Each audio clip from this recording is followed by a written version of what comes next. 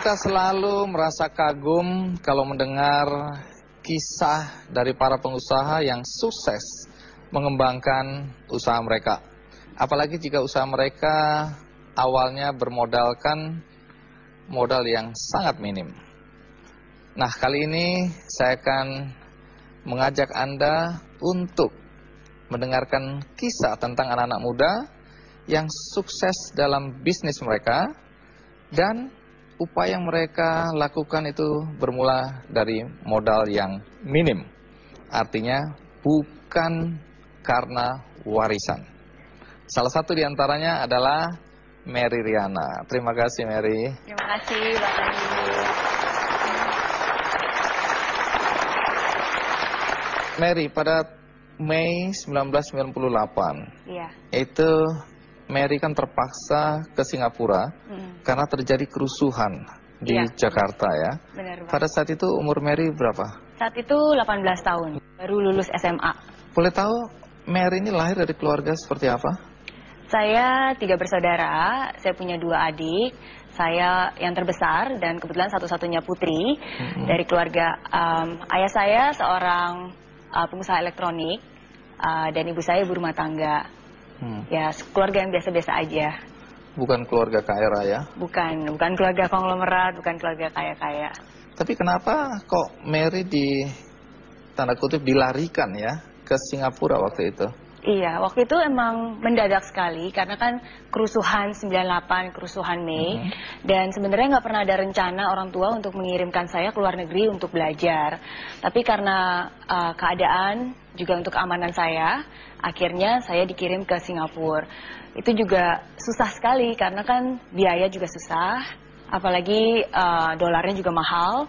Jadi perjuangan untuk bisa sampai di sana dan perjuangan hidup saya di sana memang susah, benar-benar susah. Waktu itu ya? Iya. Itu Mary sendirian atau bersama adik-adik? Saya sendiri. Sendirian? Jadi orang tua dan adik-adik tetap tinggal di Jakarta? Tetap tinggal di Jakarta. Nah, bagaimana Mary bisa bertahan di Singapura? Bahkan bukan cuma itu, tetapi bisa mengembangkan bisnisnya. Saya akan tanyakan, tapi kita ikuti dulu kisah tentang Mary berikut ini.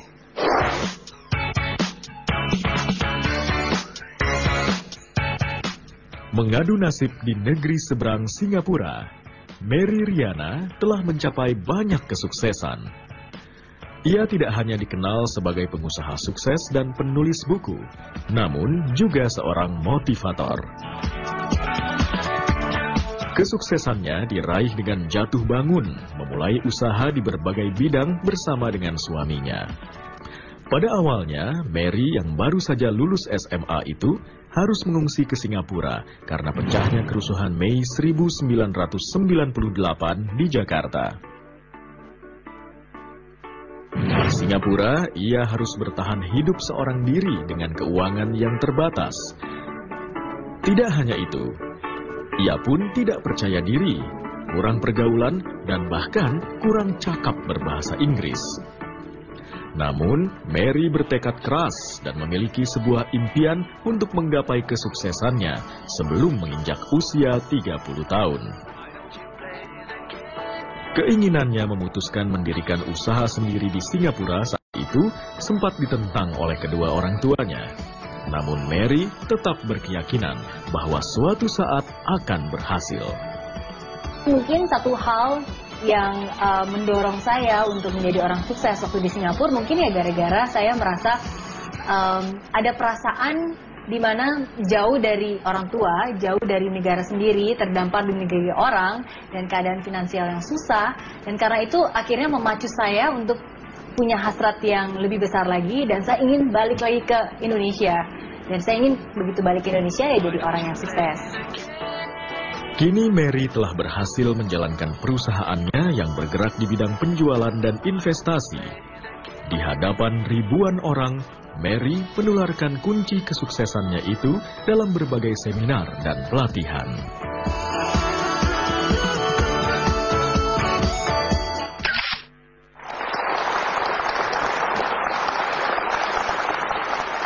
Dengan uang pas-pasan, kemudian harus terburu-buru berangkat ke Singapura.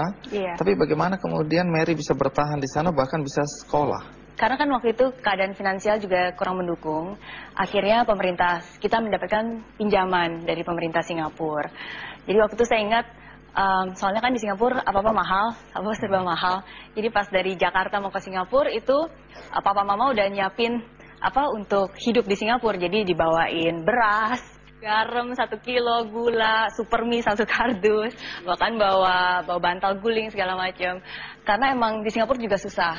Dan akhirnya begitu saya sampai di Singapura pun ya harus benar-benar ngirit. Jadi dengan uang yang ada itu saya harus bisa bertahan hidup hanya dengan $10 Singapura selama seminggu. Jadi, apa yang Mary lakukan di sana? Wah, itu ada trik-trik khususnya. Salah satunya ya harus ngirit makan. Kadang-kadang saya nggak makan. Salah satu yang nggak pernah terlupakan itu biasanya kalau kayak kuliah itu saya bawa bekal. Biasanya bekalnya tuh simple aja, jadi saya roti pakai mentega atau nggak pakai gula pasir atau nggak pakai coklat gitu ya. Ini untuk ngirit ini ya? Untuk ngirit. Jadi biasanya kalau udah selesai kuliah kan teman-teman ngajakin, ayo Mer makan gitu ke kantin. Terus jawaban Mary apa? Jawaban saya, ntar dulu deh belum lapar. Padahal gitu. udah lapar banget. Udah lapar banget. Kalau diingat-ingat ya emang perjuangannya emang susah. Tapi kok bisa bayar uang kuliah dari mana?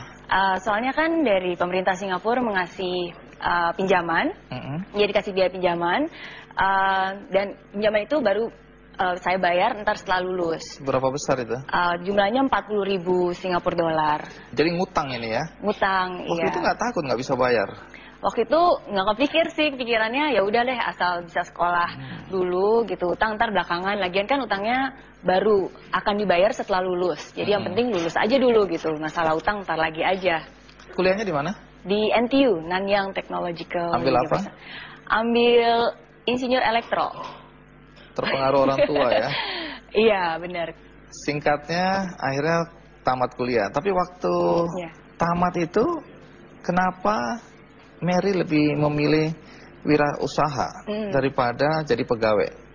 Itu juga gara-gara utang. Gara-gara kan yang faktor utang itu. Kan utangnya 40.000. Dan sebenarnya dolar Singapura ya? Dolar Singapura. Karena waktu itu emang keadaan saya kan susah ya. Dan karena perjuangan hidup itu akhirnya saya ingin untuk menjadi orang sukses dan ingin jadi jutawan gitu, punya 1 miliar, 1 juta dolar. Gara-gara utang itu juga akhirnya kan saya saya hitung. Jadi kan saya lihat kalau saya kerja di Singapura jadi pegawai biasa, itu lulusan biasa dapatnya sekitar $2.500. $2.500 itu juga harus dipotong uang pensiun. Jadi suka nggak suka pemerintah Singapura bakal motong 20%. Jadi uang yang saya dapat itu cuma $2.000 tiap bulannya. Potong anggap aja biaya hidup $1.000 lah tiap bulan gitu ya. Jadi saya cuma punya 1.000 sisanya. Kalau saya mau memberikan $500 kepada orang tua gitu ya, sisanya saya tinggal $500. Dan kalau uang yang tersisa itu saya pakai untuk bayar semua hutang-hutang saya, $40.000 itu baru bisa tercapai dalam waktu 10 tahun serta bunga-bunganya. Jadi saya pikir, wah, baru 10 tahun baru nyelesain utang. Jadi itu yang membuat Mary lebih memilih jadi wirausaha ya? Iya, jadi wirausaha. Tapi waktu Mary utarakan ke teman-teman gagasan ini kok mereka tertawa ya? Mereka bilang Mary gila gitu. Iya, karena kenapa? Apa yang karena aneh? mereka pikir lulus aja dulu, kerja dulu, dapat pengalaman, dapat uang, baru bikin usaha. Jadi itu yang selalu mereka bilang. Itu cara berpikir waktu itu ya? Iya. Padahal Mary sendiri kan pernah diterima, sudah melamar di sebuah bank asing, kemudian diterima. Iya, tapi pernah. Mary nggak ambil itu kesempatan? Enggak, karena saya pikir kalau saya mau usaha, mendingan saya usaha ketika saya masih muda.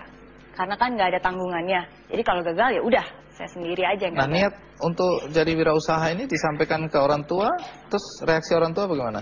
Wah, waktu itu sempat marah sih orang tua, sempat kaget juga ya. Kenapa? Karena mungkin dia pikir kurang aman gitu, kurang stabil. Kan kalau misalnya udah sekolahin jauh-jauh, apalagi kan ada utang, kan maunya ya udah kerja pegawai biasa aja, jadi dapat uang, bisa bayar utang, bisa hidup biasa aja gitu. Jadi waktu itu sempat. Jadi orang tua nggak setuju ya? Nggak setuju. Terus bagaimana Mary meyakinkan orang tua?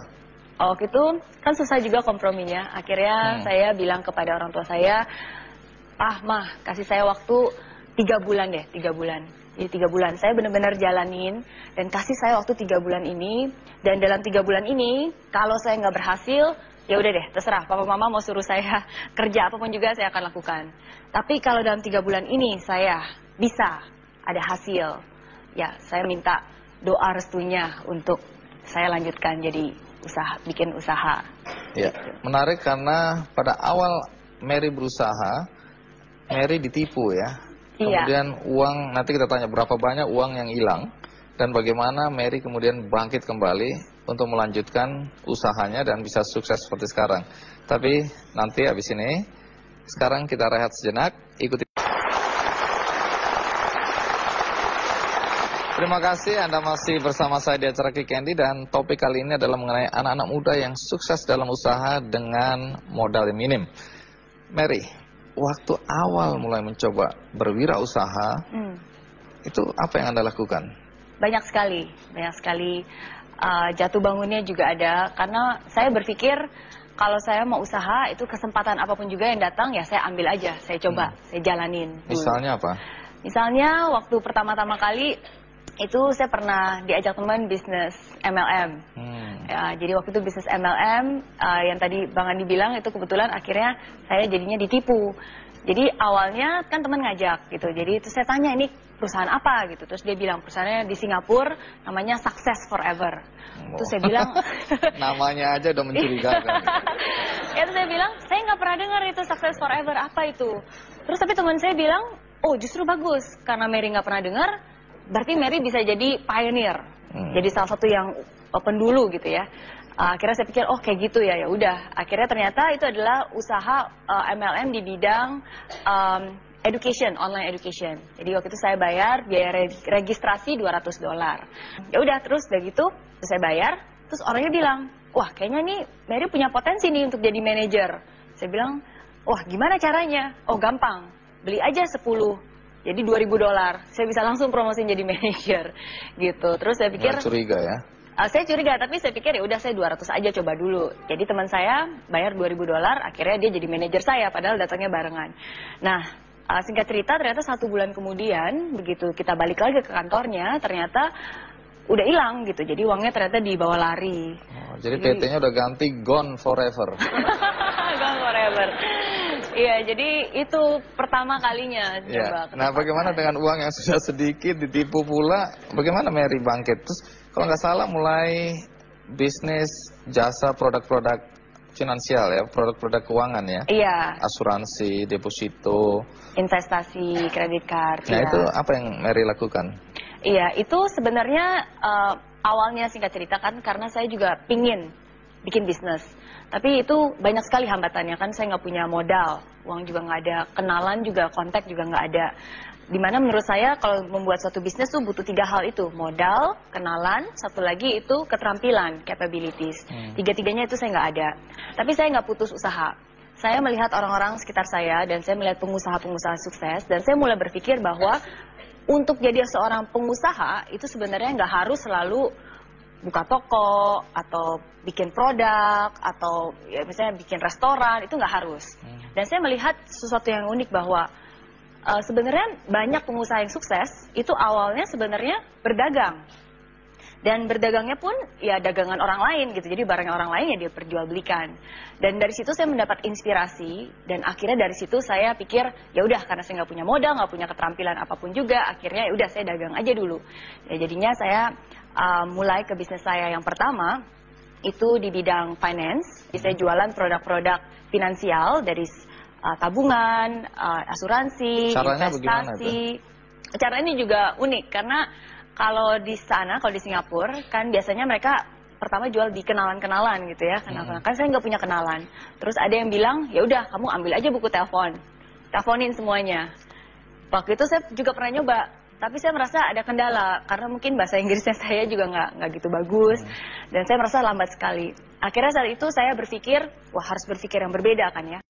Ya udah, akhirnya saya pikir tujuannya saya untuk menelpon itu untuk apa sih? Ya kan untuk bertemu, bikin appointment, supaya akhirnya saya bisa presentasi dan akhirnya bisa jualan. Jadi saya pikir daripada saya telepon susah-susah, langsung aja saya datengin. Datang kemana? Datang kemana kan gitu. Jadi akhirnya saya pikir ya udah langsung aja saya turun ke jalanan. Jadi waktu itu nekat juga sih. Di jalan, di pinggir-pinggir jalan Di gitu? pinggir jalan, jadi saya selalu bawa ini, flip chart itu sama kertas kosong sama modalnya pena aja. Terus? Jadi saya ke bus interchange, jadi kalau tempat bus di Singapura dan juga tempat MRT, stasiun bus di Singapura. Ya udah, jadi orang-orang yang kelihatannya lumayan prospektif, ya udah saya datengin. Terus saya ajak omong, akhirnya saya presentasi dan akhirnya Terus tiap hari seperti itu? tiap hari. Nah, iya. tapi dengar-dengar target 20 klien per hari itu dapat juga ya? Iya, targetnya itu 20 presentasi per hari. Oh, 20 presentasi. 20 presentasi per hari. Kalau belum mencapai 20 belum pulang? Saya nggak mau pulang, Walaupun udah malam? walaupun sudah malam. Ya, jadi untungnya saat itu juga suami saya mendukung. Jadi kalau misalnya udah malam gitu ya, jadi kan dia selalu menemani saya. Singkatnya, perjuangan Anda juga mencapai hasil yang positif ya? Karena kalau dari catatan saya, Anda bisa mengumpulkan 1,5 miliar rupiah dalam setahun ya dengan pekerjaan itu ya? Iya. Itu karena kegigihan ya? Karena kegigihan. Baik. Yang menarik, pada tahun 2004 Anda mendirikan perusahaan sendiri. Iya. Namanya apa? MRO. Apa sih itu? Mary Riana Organization. Usaha apa ini? Iya, itu juga usaha yang pertama saya, itu tetap di bidang finance. Jadi kalau kronologikalnya kan saya lulus tahun 2002, pertengahan 2002. Terus kan kalau di Singapura itu bagian finance tuh sangat ketat. Jadi saya harus ambil lisensi atau license-nya. Jadi mulai akhir tahun 2002 baru saya mulai. Ya, tapi walaupun saya bilang bisnis, tapi ya cuma saya dan suami saat itu kerja penjualan. Jadi karyawannya 2 orang ya? Iya. Akhirnya ngumpulin modal, berkat Tuhan juga akhirnya saya bisa mendapatkan pendapatan waktu itu 220.000 Singapura dolar di tahun pertama. Dan dari situ saya punya modal, saya punya keterampilan, baru di tahun 2004 akhirnya saya bisa yang namanya bayar uang sewa kantor, terus udah gitu juga merekrut ada orang-orang yang kerja dengan saya. Jadi itu mulai dari tahun 2004 sampai akhirnya sekarang itu tim saya udah ada 50 orang yang full time kerja dengan saya, dan itu juga udah otoran. Jadi udah ada manajemen timnya saya yang emang jalanin, makanya sekarang saya bisa ke Jakarta gitu.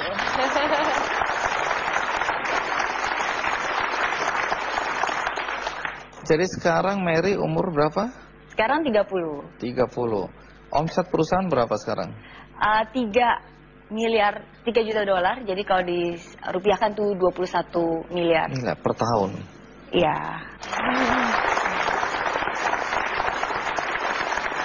Saya nggak tahu asetnya sekarang berapa ya, tapi kalau dia dari perkembangan usaha dalam 4 tahun begitu pesat, dan kemudian Mary sekarang udah punya satu perusahaan yang dikelola juga bersama teman-teman, staff 50 orang ya, dengan omset sebesar itu.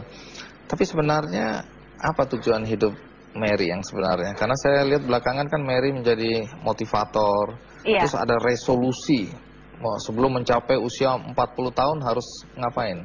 Iya, jadi kalau waktu dulu saya umur 20 tahun saya punya resolusi, saya ingin mendapat pendapatan 1 juta dolar saya sebelum umur 30. Itu sudah tercapai? Sudah tercapai, puji Tuhan, di umur 26. Jadi baru-baru ini ketika saya umur 30 tahun, pas ulang tahun, saya bikin resolusi lagi. Apa itu? Jadi dalam waktu 10 tahun mendatang, sebelum saya umur 40, saya bukan ingin 1 juta dolar lagi, tapi saya ingin memberi dampak positif terhadap 1 juta orang, terutama di Asia, terlebih-lebih lagi di negara saya sendiri, negara Indonesia. Jadi itu resolusi saya.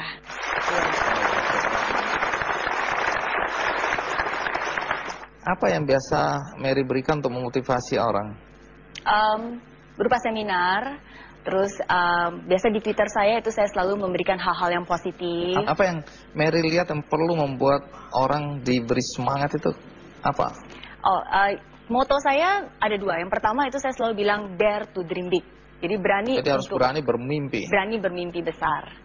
Dan yang kedua itu saya selalu bilang bahwa kesempatan itu harus diambil, walaupun kesempatan itu kecil harus diambil. Kesempatan walau kecil harus diambil. Iya, karena itu salah satu moto hidup saya juga, living my everything. Jadi apapun juga itu hidupilah segalanya. Kalau ada yang tanya, Mary, dalam usia yang semuda ini, sudah bisa sesukses ini, apa sih sebenarnya kunci keberhasilan itu? Kunci keberhasilannya? Iya. Tidak takut gagal. Tidak takut gagal. Dare to dream big, dan apapun juga, sekecil apapun kesempatan itu, jalanin aja. Baik. Apapun juga tentu dukungan orang tua dan suami penting ya. Penting sekali. Karena itu kita berikan aplaus. Saya minta berdiri orang tua dan suami. Luar biasa. Dan Anda ini sudah menulis buku juga ya? Iya. A Gift from a Friend. Melalui buku ini apa pesan yang ingin disampaikan? Jadi di buku ini saya memberi, menceritakan kepada mereka tentang pengalaman hidup saya dan juga cara berpikir saya, mindset saya yang akhirnya sangat berguna dan membantu saya untuk menjadi saya yang seperti Mudah-mudahan sekarang bisa ini. menginspirasi anak-anak muda lainnya ya. Iya. Dan kata pengantarnya Ciputra. Karena buku ini bagus, maka semua yang ada di sini dapat satu-satu.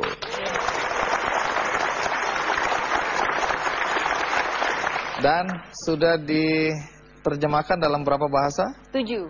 Bahasa apa aja itu?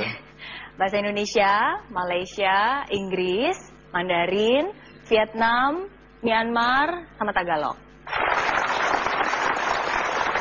Baik, Mary, terima kasih banyak ya sudah berbagi di acara Kikendi. Sama-sama. Dalam usianya yang masih relatif muda, dia mendirikan akademi.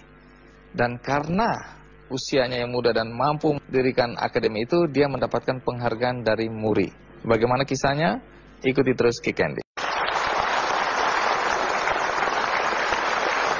Tamu saya kali ini dulu nyaris tidak bisa sekolah SD, SMP, SMA. Tapi setelah dewasa Anda malah mendirikan sebuah akademi. Puji Tuhan. Nah, ini tunggu dulu. Anda sebenarnya lulusan apa sih? Saya selalu curiga sama orang yang bergerak di bidang pendidikan. Saya kuliahnya di UGM, makanya saya alumnus UGM, maksudnya alumni tidak lulus gitu. Udah kelihatan sebenarnya. Oh, jadi Anda drop out ya, tidak pernah lulus? Iya, tidak pernah lulus. Orang tua pekerjaannya apa? Petani karet, jadi menanam karet, menanam padi, menanam singkong, jagung, dan lain sebagainya.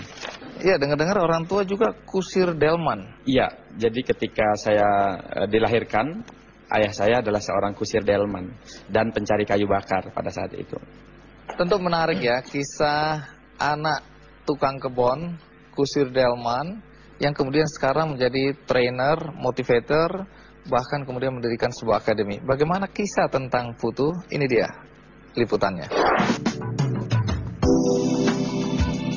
Sejak tahun pertama kuliah di Teknik Sipil UGM Yogyakarta pada tahun 1996, Putu Putrayasa sudah mempunyai pikiran bisnis. Mulai dari mengambil keuntungan dari jasa fotokopi materi kuliah hingga membuka usaha laundry. Bahkan bersama rekannya, ia merintis usaha jual beli komputer hingga membentuk sebuah perusahaan.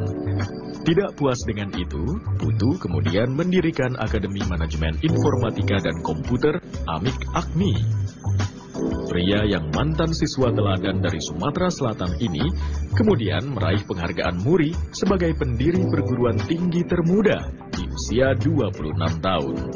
Kini, Putu yang tinggal di Sleman, daerah istimewa Yogyakarta ini berencana membangun kota satelit di kampung halamannya Batu Raja, Kabupaten Ogan Komering Ulu, Sumatera Selatan.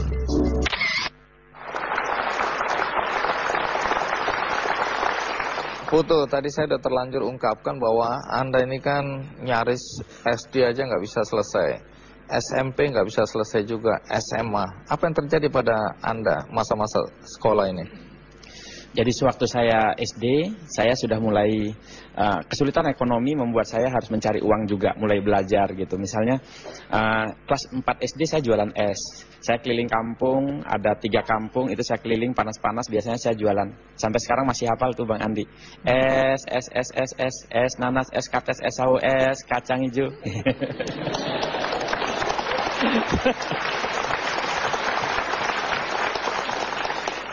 Ketika tamat SD, hampir saya tidak disekolahkan. Jadi ayah saya mengatakan, kamu nggak usah sekolah saja. Presiden masih ada, bupati masih ada, camat masih ada.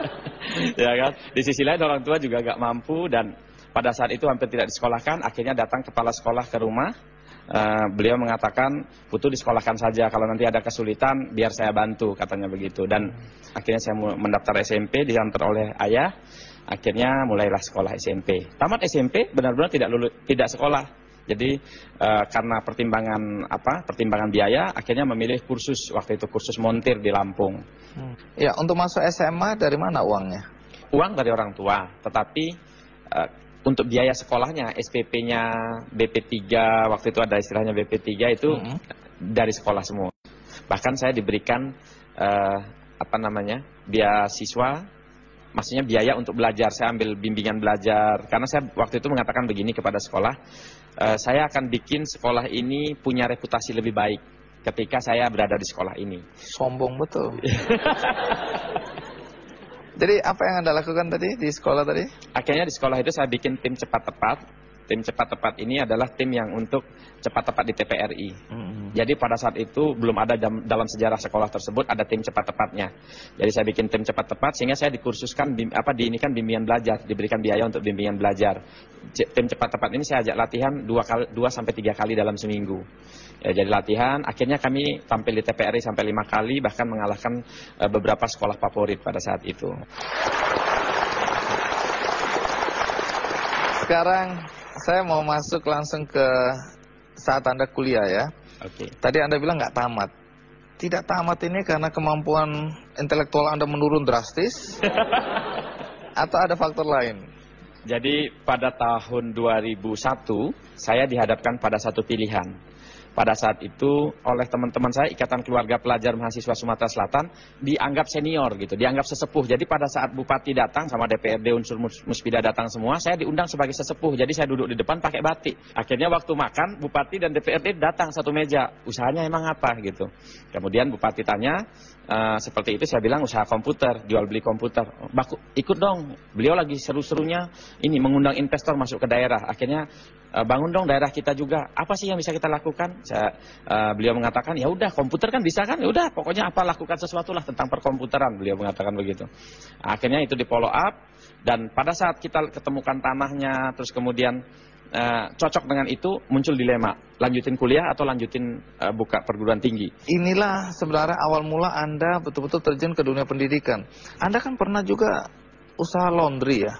Terus bagaimana reaksi orang tua ketika tahu anaknya bisnis laundry? Ya, ibu saya bilang, kalau kamu kerjanya begitu di sana, bukannya sekolah, bukannya kuliah yang serius, malah jadi babu, mendingan pulang aja, katanya begitu. Apalagi mereka dengar-dengar Anda juga mencuci pakaian perempuan ya? Ya, pakaian dalamnya. Pakaian dalamnya? Betul. Nah, MURI atau Museum Rekod Indonesia memberikan penghargaan Anda untuk akademi ini. Apa Betul. kategorinya? Pendiri perguruan tinggi termuda di usia 26 tahun.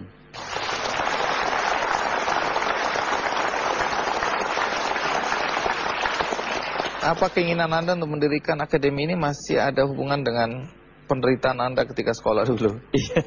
Persis. Jadi saya mendirikan sekolahan, ide nakalnya adalah ketika sekitar jam 11 siang saya mencangkul untuk bikin kebun cabai waktu itu.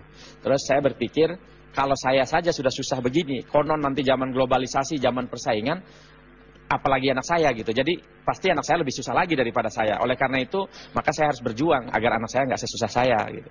Jadi cita-citanya, saya ide nakalnya terus kemudian begini. Kalau saya punya sekolahannya, maka anak saya mestinya nggak usah susah sekolah gitu.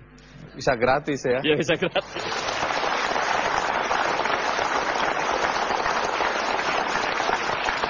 Apa sebenarnya cita-cita Anda ke depan?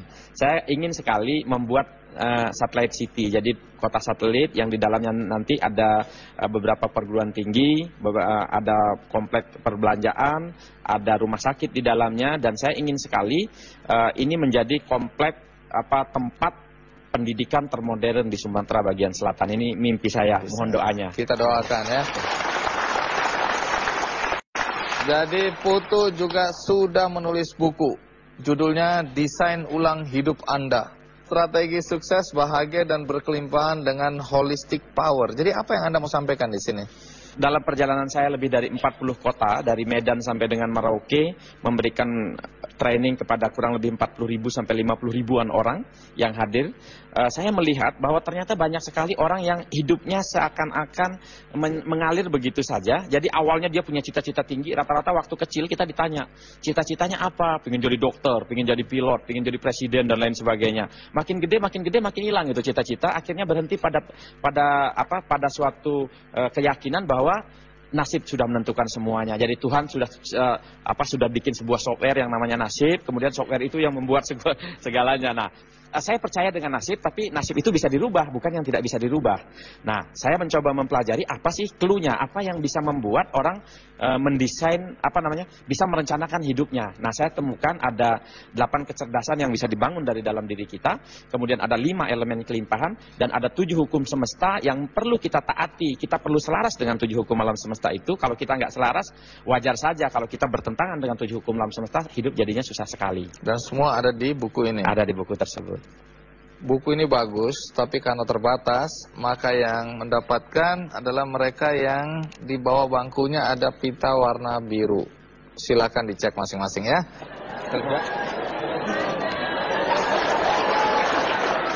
Ada 100 buku yang akan kita bagikan. Baik, terima kasih Putu sudah mau berbagi dengan kami semua yang ada di sini ya. Terima kasih Bang Andi, senang diundang di Metro TV sering-sering.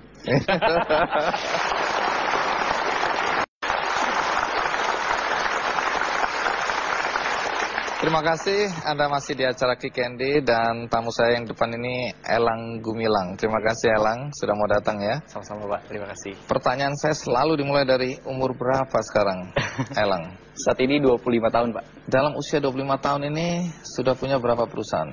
Saat ini ada, pertama perusahaan saya di bidang konstruksi, yaitu kita punya 8 perumahan saat ini di Bogor dan Sukabumi. Terus satu perusahaan itu juga bergerak di bidang mining, jadi kita punya perusahaan pertambangan tapi galian C. Juga kami membangun pasar tradisional di perusahaan itu. Perusahaan yang kedua, Bilkan Consulting, kita membangun perencanaan kota di Kalimantan sama di Aceh kurang lebih 1.000 hektar. Kita dapat proyek-proyek seperti itu. Dan juga kita satu perusahaan lagi, Cakrawala Semesta Gemilang, itu di bidang human capital dan juga perusahaan untuk business school juga. Yang terakhir sih kita memang punya anak perusahaan yang bergerak di fabrikasi kusen beton. Dan terakhir kita punya satu yayasan juga. Tunggu, ini perusahaan warisan atau perusahaan yang Anda rintis sendiri? Rintis sendiri Pak. Kebetulan bersama sahabat-sahabat saya dari teman-teman SMA, teman-teman kuliah. Dan alhamdulillah stay ini sekarang. Menarik karena dari kecil sudah mulai jualan donat ya, tanpa sepengetahuan orang tua lagi ya. Orang tua Pak. Kemudian mahasiswa jual minyak goreng, jual sepatu. Iya. Jual apa lagi? Tukang ikan juga Pak. Jual ikan? Pernah hampir jadi tukang ikan juga saya, ngambil dari Pantura seperti itu. Pernah jadi sales juga. Bagaimana kisah kehidupan Elang Gumilang? Kita ikuti liputan berikut ini.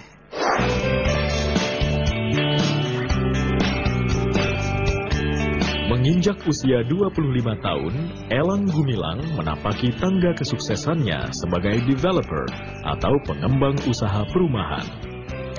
Ia juga tercatat sebagai The Most Promising Entrepreneur Asia Pacific Entrepreneurship Award 2010. Jiwa entrepreneurnya sudah terlihat sejak ia duduk di bangku sekolah menengah atas. Ia tak segan-segan mencari peluang penghasilannya sendiri, di antaranya mulai dari berjualan donat, sepatu, hingga pengadaan lampu listrik. Sampai akhirnya, Elang berkecimpung di dunia properti. Ia sempat bekerja sebagai tenaga pemasaran rumahan. Berbekal pengetahuannya di dunia properti ini, ia kemudian mencoba mengikuti berbagai tender perumahan. Dari sinilah, ia mulai mengembangkan bisnisnya secara perlahan, hingga beromset miliaran rupiah per tahunnya.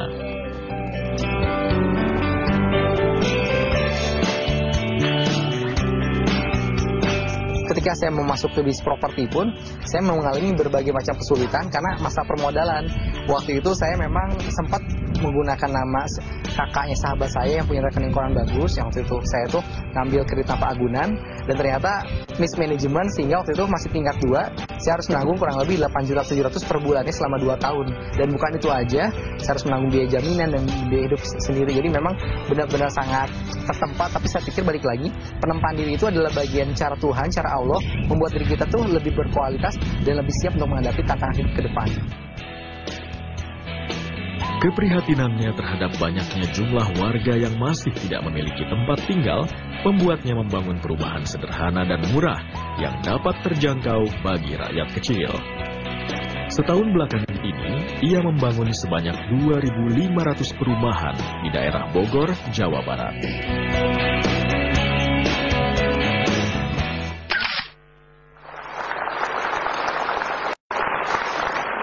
Elang, coba cerita. Itu waktu jual donat itu kelas berapa? Jadi kenapa saya menjadi pedagang donat? Karena saya punya cita-cita. Saya ketika pengen nanti pas masuk kuliah, saya pengen menjadi seorang mahasiswa yang berstatus pengusaha. Kenapa saya jualan donat? Karena saya punya target, saya pengen punya modal 10 juta untuk jualan ayam goreng keliling dengan gerobaknya. Nggak malu itu? Ya malu sih Pak, cuman saya yakin orang sukses itu adalah orang yang harus bisa mengalahkan rasa takut dan rasa malunya. Elang, menarik juga karena waktu kuliah di IPB. IPB Pak. Elang lihat ada lampu-lampu yang mulai redup, mati-mati, terus kemudian Elang melihat ini peluang bisnis. Bagaimana ceritanya? Waktu itu saya sebenarnya terinspirasi sama kisahnya Aristotle Onassis Pak. Jadi dia kan awalnya pemuda miskin dari Yunani, terus dia pindah ke Amerika Latin. Dia tahu potensi Amerika Latin itu adalah tembakau, dan dia tahu di Amerika Serikat ada pengusaha tembakau yang kaya raya. Ya, dia selalu melambaikan tangannya ke si pengusaha tadi, sampai akhirnya orang itu pun turun dari mobilnya dan penasaran. Akhirnya dia bilang, saya nggak menawarkan apa-apa Pak, kecuali tembakau ini Bapak nggak usah bayar, penting PO dulu. Dapat PO, balik ke Amerika Latin, dan dikasihlah oleh petani karena saking dipercaya si pengusaha tersebut, diberikan tembakau, dan jadilah ia kaya dengan sistem seperti itu. Saya pun sama Pak. Apa masalah lampu mati ini menjadi inspirasi dari mana? Inspirasi Pak, karena balik lagi kalau harga di pasar itu sangat-sangat jauh Pak, bisa 2 kali lipat. Karena saya langsung ke pabriknya, saya nego, ya kunci saya hanya keberanian dan informasi waktu itu. Saya datang ke supplier yang pabrik itu, saya tawarkan ke kampus dengan dapat PO gitu Pak. Ya, karena harganya di bawah itu, ya saya pun dapat PO. Saya datang ke pabrik, ya sekali drop bisa sampai dapat 15 juta Pak sekali perjalanan itu. Di kampus Anda bisniskan juga ya? Iya Pak, seperti itu. Nah, menarik bagaimana awal mulanya Elang terjun ke bisnis perumahan. Karena bisnis perumahan ini ada idealisme di situ ya? Iya. Awal mulanya mungkin ketika saya menyadari kenapa saya nggak pernah berkembang. Sedangkan waktu itu saya udah tingkat 2 Pak. Saya pikir waktu saya tinggal 2 tahun untuk membuat suatu karya gitu. Akhirnya ya, ternyata saya sadari satu hal. Bisa jadi saya kurang bersyukur kepada Allah. Bersyukurnya sebatas alhamdulillah di mulut aja, bukan pada kenyataannya. Akhirnya ya, waktu itu saya banyak mencari inspirasi, dan salah satunya ya, Allah tuh menunjukkan saya bisnis lain yaitu properti. Tapi bagaimana mungkin untuk sehari-hari aja pusing biaya kuliah, biaya lain. Sedangkan properti kita tahu modalnya aja udah miliaran Pak. Trik saya untuk masuk ke bisnis properti, pertama saya cari tanah, dapat tanah yang memang deket kampus, bisa saya marketingkan, dan itu pun harganya nggak terlalu mahal. Waktu itu kurang lebih 1,6 sih mana Pak, 1,6 M untuk tanahnya aja itu. Tapi uang dari mana, masih tingkat 2. Iya, tingkat 2, umur berapa waktu itu? Waktu itu mungkin 20 tahun Pak. Sudah berani main MM-an ya? Sampai akhirnya ya waktu itu trik ini jangan contoh Pak, saya ngambil kredit tanpa agunan waktu itu. Itu pun bukan nama saya, namanya kakaknya sahabat saya. Dimana dia itu punya rekening koran bagus, saya yang tanggung jawab, dapatlah 150 juta waktu itu. Tapi tujuannya satu, 150 itu saya pecah untuk sewa lagi jaminan dan masuk ke bank. Tapi ternyata ya mungkin di sini Allah belum meridhoi saya. Seharusnya hari Kamis itu share dana sekian miliar. Ternyata hari Selasanya orang punya jaminannya meninggal dunia. Jadi ya dampak dari itu mismanagement. Pertama, saya harus menanggung KTA kurang lebih 8.700.000 setiap bulannya selama 2 tahun Pak. Kedua, biaya jaminan saya berhadapan dengan preman-preman, berhadapan dengan banyak masalah-masalah seperti itu. Dan ketiga, saya berhadapan juga dengan kebutuhan hidup sehari-hari dan kebutuhan keluarga juga. Tapi itu tadi, mulailah saya banyak merenung, banyak taubat juga, takutnya banyak dosa dan lain. Mulailah Allah memberikan saya inspirasi lain ya. Satu pintu tertutup, tapi pintu lain terbuka. Mulailah saya jadi sales, alhamdulillah sukses. Mulai jadi kontraktor, tender bebas Pak, benar-benar bebas.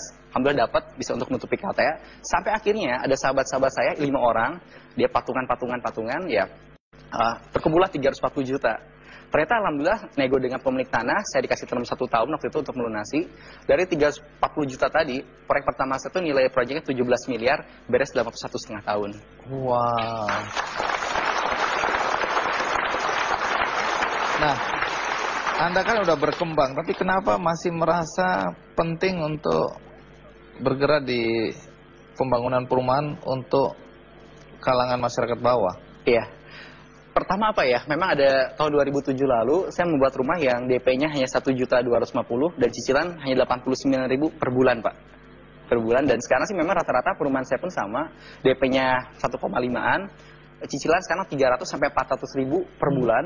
Tapi itu meskipun perumahan RSA, itu flat Pak selama 15 tahun, meskipun RSA tapi atapnya tuh udah atap rangka baja, kusennya pun kusen beton, fasilitasnya ya seperti itu Pak. Cuman Nah, apa? untungnya dari mana?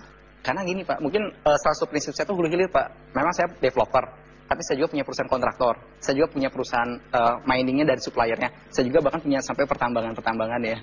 Jadi saya hulu hilir, pertama kualitas itu bisa bagus, harga juga bisa terjangkau, dan saya pun untung tetap bagus. Itu trik saya. Dan kualitas inilah yang Anda inginkan juga didapatkan oleh masyarakat ya, terutama kalangan bawah ya. Iya, Pak. Untuk bisa dapat rumah dengan harga murah, Iya. tapi berkualitas. Karena bisa jadi satu hal sih Pak, waktu itu kan memang kalau secara data statistik di Indonesia itu ada kurang lebih 70 juta rakyat yang belum memiliki rumah, dan kurang lebih ada 8,3 juta keluarga yang belum punya rumah, dan setiap tahunnya kurang lebih 800.000 kebutuhan akan perumahan, dan yang tertutupi baru sekitar 200.000.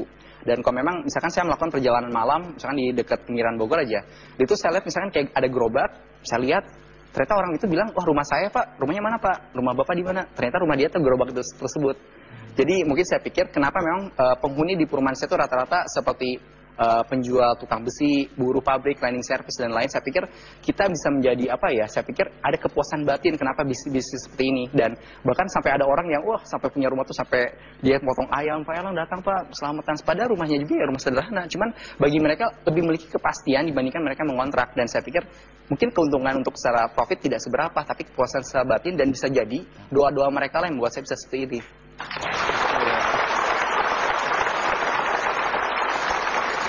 Anda pernah mengatakan, dalam hidup ini kenalilah 10 orang terkaya dan 10 orang termiskin. Apa makna dari ungkapan ini? Jadi satu hal yang saya pikir sih, kadang kalau kita terlalu terjebak dengan kemewahan hidup dunia, kita akan lupa kemana arah hidup kita selanjutnya setelah kita mati. Saya pikir dengan kita melihat ke bawah, kita bisa lebih mensyukuri apa yang kita dapat. Saya pikir setiap hari manusia akan ketemu dengan manusia lain yang lebih ganteng, lebih kaya, lebih pintar. Akhirnya hidupnya akan dipenuhi dengan persaingan. Coba kita luangkan waktu, mungkin seminggu sekali, sebulan sekali, berdua hanya dengan Tuhan. Atau melihat keadaan masyarakat menengah ke bawah atau miskin. Ketika itu kita melihat apa hakikat hidup kita dan untuk apa kita hidup sebenarnya.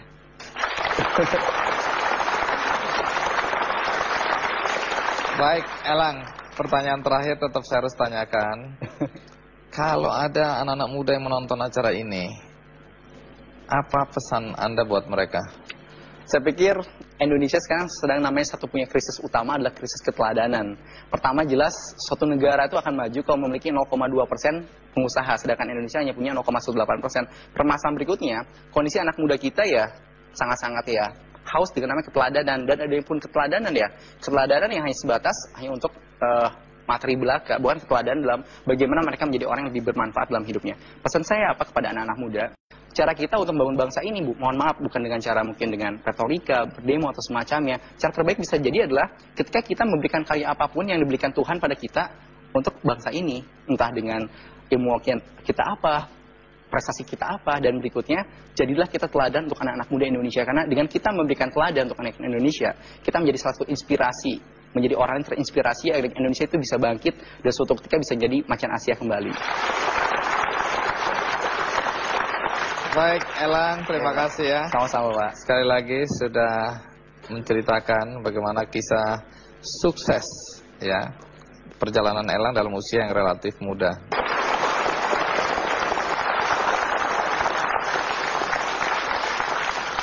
Tamu saya sekarang adalah Febrian Agung Budi Prastyo. Iya. Umur berapa, Febrian? Umur sekarang 27 tahun. Di sini disebutkan Anda direktur utama sebuah perusahaan, kemudian komisaris di 9 perusahaan. Alhamdulillah. Luar biasa, padahal umur 27 tahun. Iya. Apa saja bidang usaha Anda? Bidang usaha saya pertama kali banget itu kita bisa maju, saya minjem software punya teman. Kemudian software tersebut kita sebarkan seluruh Indonesia, jadilah dia booming, Pak. Software yang pertama kali booming tahun 2005, yaitu software pengisian pulsa dari handphone sendiri. Dari bisnis pulsa telepon inilah kemudian perusahaan Anda berkembang ya. Bagaimana bisnis yang dijalanin oleh Febrian? Ikuti liputannya berikut ini.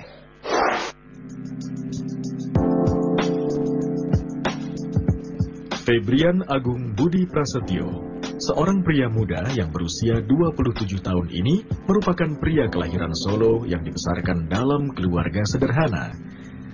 Ayahnya dulu merupakan seorang supir angkutan damri di Solo. Sejak kecil, Febrian memegang teguh prinsip yang ditanamkan kedua orang tuanya, yaitu kegigihan dan keyakinan.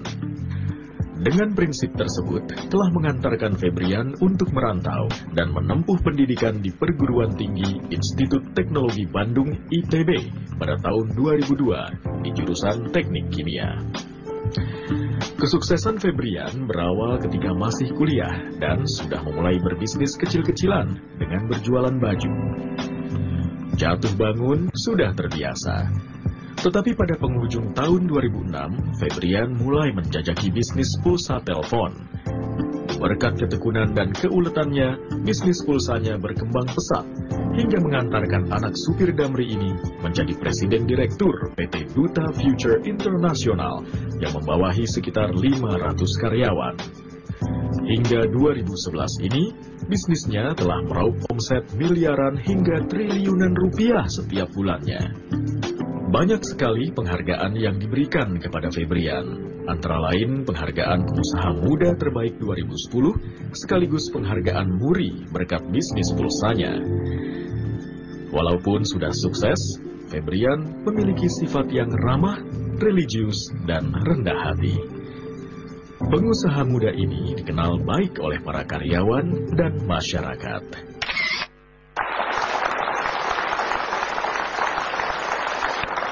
Febrian, pasti banyak di antara kami semua di sini tidak percaya ya. Bisnis pulsa bisa meraup miliaran, kemudian dalam waktu 3 tahun tadi bisa sampai triliun ya. Bisa dijelaskan nggak? Bisnis Anda ini seperti apa sih? Jadi bisnis yang saya jalankan itu adalah menjembatani. Jadi kalau saya baca dari beberapa buku tuh, pengusaha sukses itu yang bisa membaca gap antara demand dan supply. Nah, kalau kita lihat sekarang semua orang di Indonesia dari tahun ke tahun pertambahan jumlah pengguna handphonenya itu sampai 20-30 juta. Bahkan sekarang tercatat 156 juta pengguna ponsel di Indonesia. Satu orang bisa punya 2 handphone. Nah, kemudian kita ada punya operator besar kan, operator seluler besar. Nah, operator-operator itu kan nggak mungkin jual pulsa langsung ke konsumen kan. Nah, di sini ada gap yang sangat besar, di mana kalau kita bisa masuk di dalamnya, nah itu kita bisa ngambil ya sebagian dari juga ya. Keuntungannya sebenarnya nggak besar, Pak. Memang volumenya sangat besar sekali. Kalau teman-teman di sini ingin mencoba bisnis pulsa, jangan ekspektasi nominal besar kemudian profit besar, karena marginnya sangat kecil sekali. Margin kecil, tapi yang Anda gerakan tuh volumenya ya. Volumenya betul. Lalu yang Anda jual realnya apa di sini? Jasanya, Pak, softwarenya, Pak. Jadi orang-orang itu bagaimana bisa jual sekian banyak operator hanya dengan menggunakan satu handphone. Klien Anda sekarang berapa banyak? Kalau account yang terdaftar sebagai agent kita itu sekitar 5 juta agent. 5 juta agent? Iya. Setiap agent punya cabangnya lagi gitu? Itu sudah cabang, Pak. Oh, sudah Ya, cabang. itu sudah cabang sampai ke bawah-bawahnya. Tapi kalau yang masih aktif melakukan transaksi itu nggak banyak. Paling sekitar 100 ribuan. Gitu. Karena kebanyakan memang agen pulsa itu, dia itu nyari sumber yang paling murah gitu kan. Dan satu orang pun biasanya dia bisa memiliki beberapa outlet untuk dia jual pulsa. Agen pulsa kita ini bisa dilakukan dengan 2 jalur. Satu jalur direct selling, jadi dia daftar jadi agen kemudian dia jual pulsa. Kemudian atau dia bikin jalur yang selanjutnya yaitu network marketing. Jadi dia daftar jadi agen, kemudian dia ngajak teman-temannya lagi buat jadi agen. Gitu, Pak. Ini dari mana Anda terpikir untuk bisnis pulsa? Keadaan, Pak. Keadaan apa yang terjadi? Keadaannya seperti apa? Jadi dari sejak masuk kuliah, saya aslinya Solo, kuliah di Bandung. Terus apa yang Anda lakukan? Jangan pernah malu untuk mencoba, jangan pernah malu untuk kita jualan. Jadi kalau saya lihat banyak pengusaha-pengusaha sukses ya, itu dia dari jualan apapun, Pak. Gitu. Dari jualan itu dia kenal dengan banyak orang. Akhirnya dari saya punya network banyak, saya kenal dengan teman dari ITB, dia teknik fisika, tapi jago IT. Dan dia punya satu produk yang saat itu dia pasarkan hanya di Bandung, yaitu ngisi pulsa dari cuma satu handphone. Tapi begitu kita ambil konsep waralaba pribadi atau direct network marketing tadi, ketika ada satu agen dia bisa kita kasih komisi gitu Pak, ketika dia bisa ngajak teman-temannya buat ikut jual pulsa juga, nah itu di situ mulai ada satu nilai tambah dan faktor kali yang saya dapat di situ. Gitu. Dan itu sekarang udah di seluruh Indonesia jaringan Anda ini? Iya Pak. Bahkan katanya sampai buka cabang di Malaysia, Hong Kong, dan Arab Saudi. Iya, Arab Saudi. Kita kalau agen di sana, di Arab Saudi itu udah lebih dari 10.000 agen. Karena di sana TKI gitu ya, mereka isi pulsa, kan bingung ngisi pulsanya dari mana gitu kan. Nah, jadi ngisi pulsa dari tempat saya cepat sekali. Cuma hitungan detik itu pulsa udah masuk. Iya, menarik karena dari pulsa ini kemudian Anda mengembangkan bisnis ke macam-macam ya. Iya. Nah, apa saja bisnis yang dilakukan oleh Febrian dan teman-teman? Ikuti terus KKND.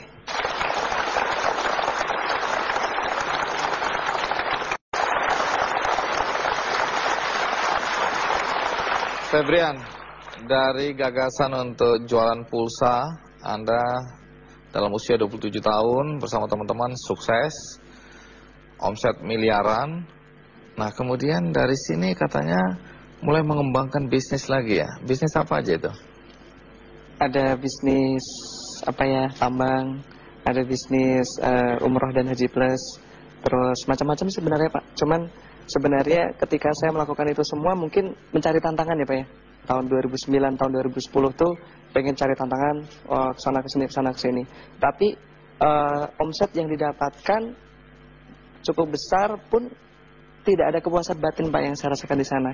Karena di sana ketika kita melakukan pekerjaan yang konvensional seperti itu, ketika kita sukses, kita deal transaksi, kemudian kita berhasil gitu ya Pak ya, kita sendiri yang merasakan biasanya. Tapi di yang saya lakukan di bisnis awal, akhirnya tahun 2010 akhir sampai detik ini, saya memutuskan untuk mengabdikan hidup saya di bisnis tersebut. Jadi bisnis saya masuk apa itu? Yang pulsa DBS Pak.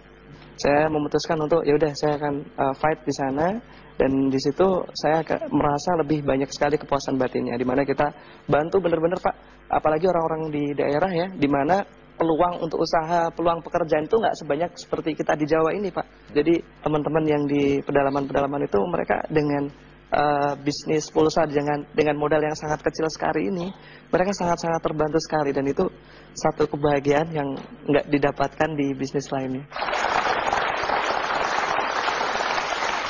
Ke depan sendiri Anda akan kembangkan bisnis dengan cara apa atau kemana?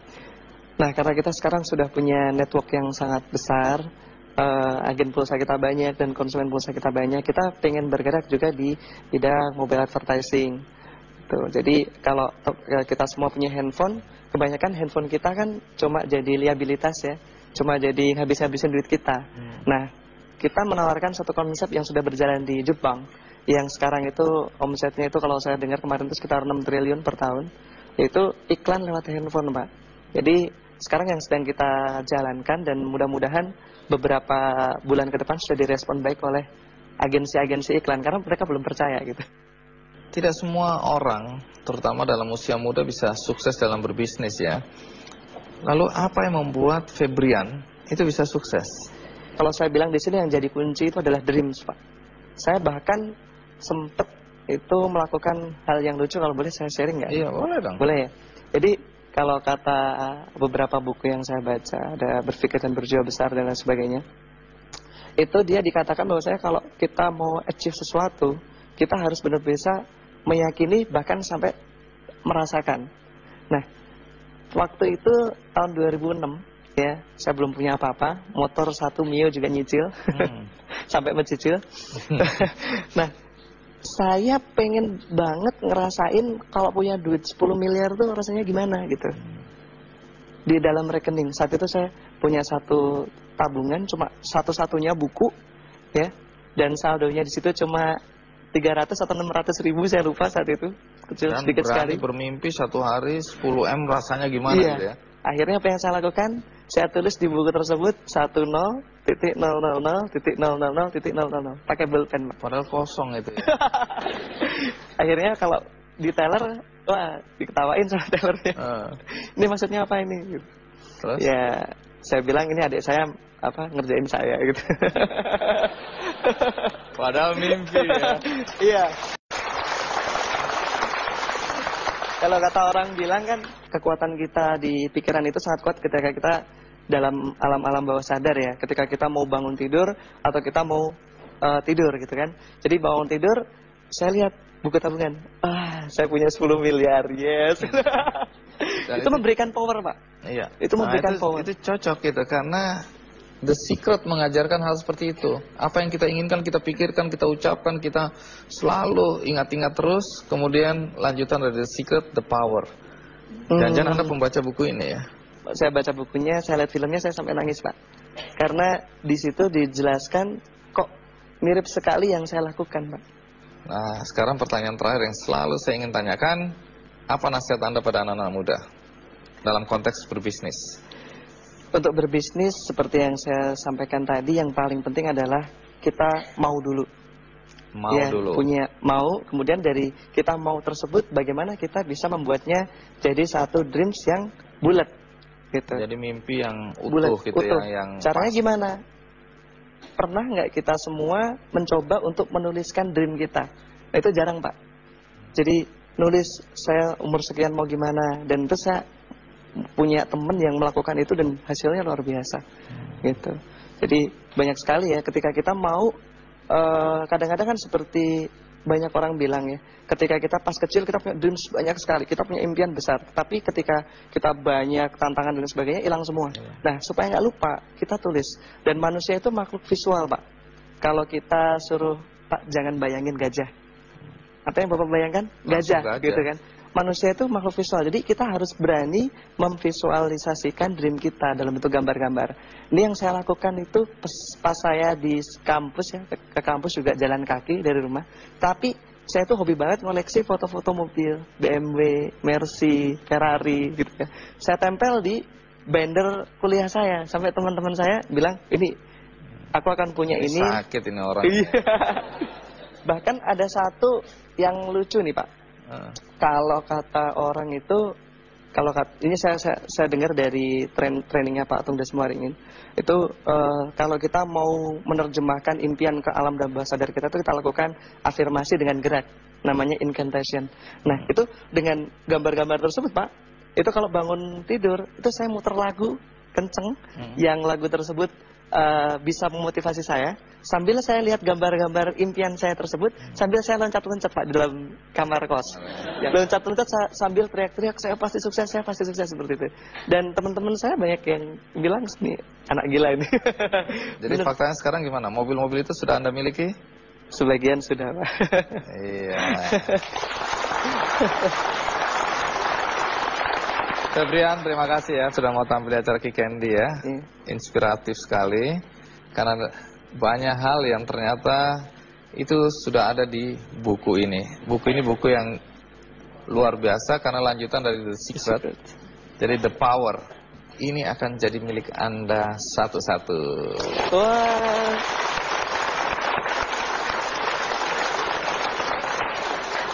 Bagi Anda yang di rumah, jangan takut juga, karena Anda bisa mengakses buku The Power ini secara gratis di situs kikendi.com.